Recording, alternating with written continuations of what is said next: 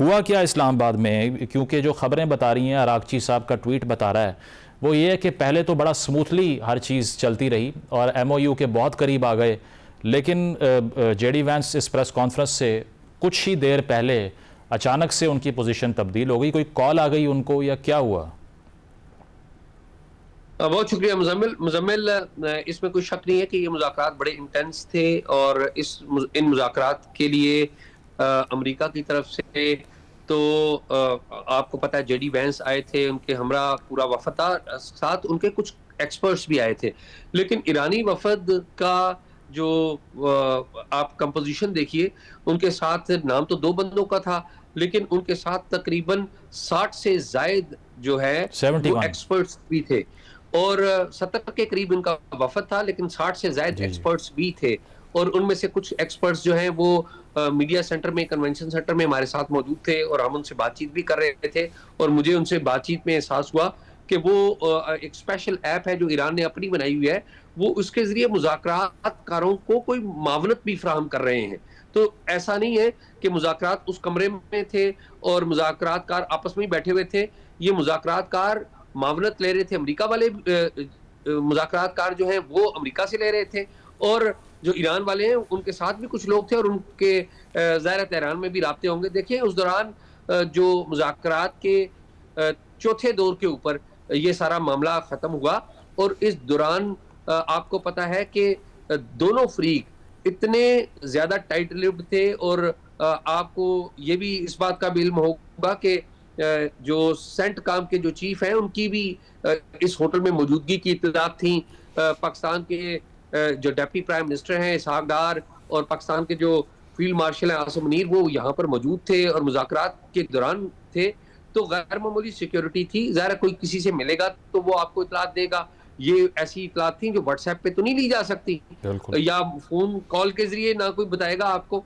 तो मेरे ख्याल में किसी भी मीडिया ने कोई ऐसी बड़ी ब्रेकिंग ना न्यूज़ दी, ना उसका कोई रेफरेंस आया, ना इंटरनेशनल मीडिया ने दी, ना लोकल मीडिया ने दी।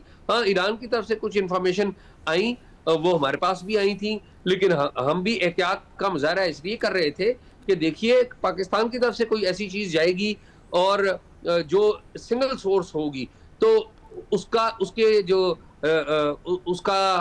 जो असरात हैं वो मनफी भी हो सकते हैं और फिर बहुत ज्यादा मुजम्मिल ये भी था कि मीडिया कंट्रोल भी था। मुझे जाती तौर पे मैं आपको इस बात का सबूत दे सकता हूँ कि रात को 9:45-46 पे मैंने अपने चैनल को स्टोरी दे दी थी कि ईरान किन 2-3 इशूज के ऊपर सख्त रवैया अख्तियार किए हुए है और उनका मौका बड़ा टफ है और अमेरिकी जो निगोशिएटर्स हैं वो इस वजह से ज़ाहिर है टेलीफोन कॉल के ऊपर राब्ते भी कर रहे हैं।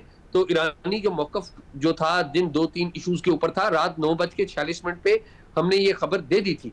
लेकिन जाहिर है आपको पता है कि पाकिस्तान की एक सिचुएशन भी थी और उस सिचुएशन में पाकिस्तान कोई ऐसा काम भी नहीं करना चाहता था जिससे जो मुज़ाकराती अमल है वो नुकसान दे हो। सऊदी फाइनेंस मिनिस्टर थे और जो ऐलान हमने सुना है कि $5 अरब की जो एड पाकिस्तान को मिल रही है, क्योंकि हमने $3.5 अरब UAE को वापस करना है इसी महीने, तो ये रिलीफ तो काफ़ी बड़ा है। लेकिन इससे आपको लगता है कि पाकिस्तान के जो गल्फ़ के साथ ताल्लुकात थे ट्रेडिशनली मुत्तहिदा अरब अमारात के साथ, उसमें कुछ तब्दीली भी आ सकती है? और सऊदी अरेबिया का दौरा जो प्राइम मिनिस्टर का हो रहा है, क्या एजेंडा हो सकता है उसका?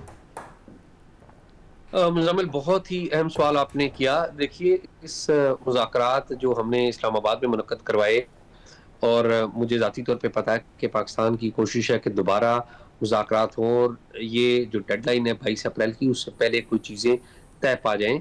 तो अभी भी बाज़ लोग पसे पर्दा रहकर कुछ कोशिशें कर रहे हैं।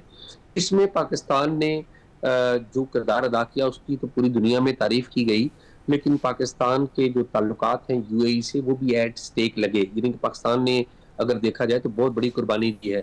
जो रेमिटेंसेस हमारे पास बाहर से आते हैं उसका जो कमोबेश 60% अगर मैं नंबर्स में ना भी जाऊँ तो एक बहुत बड़ा हिस्सा जो है वो UAE से आता है और जाहिर है उन्होंने एक पैसे भी पार कर रखे थे हमारे बैंकों में।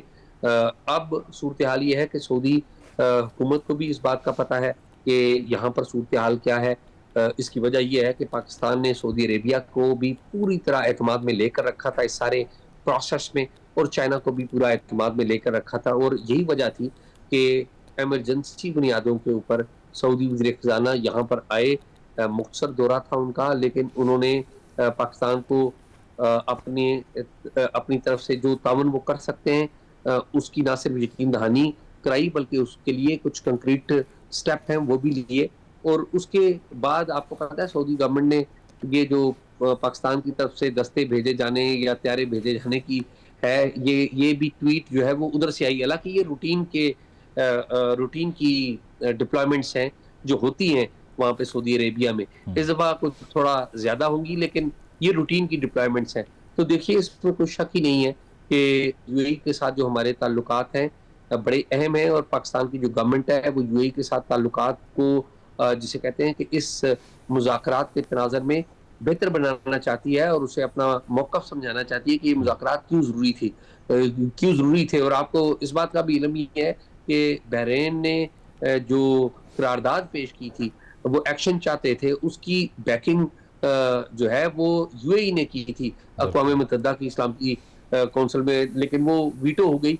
लेकिन अगर खुदा न खास्ता वो करारदाद मंजूर हो जाती और एक डिक्लेरेशन ऑफ वार हो जाता, तो ईरान जो वॉर थिएटर है वो ईरान, इसराइल, अमेरिका से निकलकर ईरान वर्सेस अरब आ जाता। तो ये तो पूरी दुनिया के लिए और पाकिस्तान समेत सारी खित्ते के लिए उससे भी ज्यादा बुरी खबर थी। तो पाकिस्तान ने मेरे ख्याल में इस हवाले से बड़ा अहम काम किया, और आई बिलीव के जो ताल्लुकात है हमारे यूएई के साथ, with the passage of time UAE भी इस बात को अंडरस्टैंड करेगा, और यूएई के पाकिस्तान के साथ बड़े एहसानात हैं, और पाकिस्तान ने भी यूएई के साथ बड़ा मिलकर काम किया। हमारी बहुत बड़ी एक वर्क फोर्स है वो वहाँ पर मौजूद है।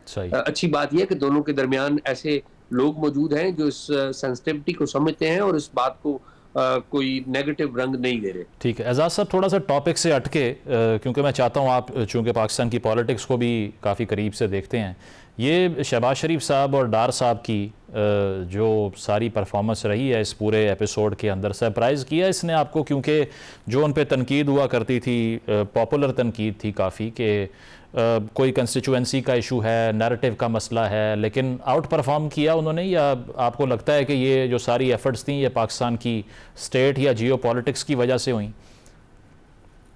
मुजम्मिल, पहली बात तो यह है कि लेट मी एडमिट, मैं खुद वज़ीर आज़म शहबाज शरीफ और इसहाक डार जो कि डेप्टी प्राइम मिनिस्टर हैं उनका बहुत बड़ा नाक़िद रहा हूँ।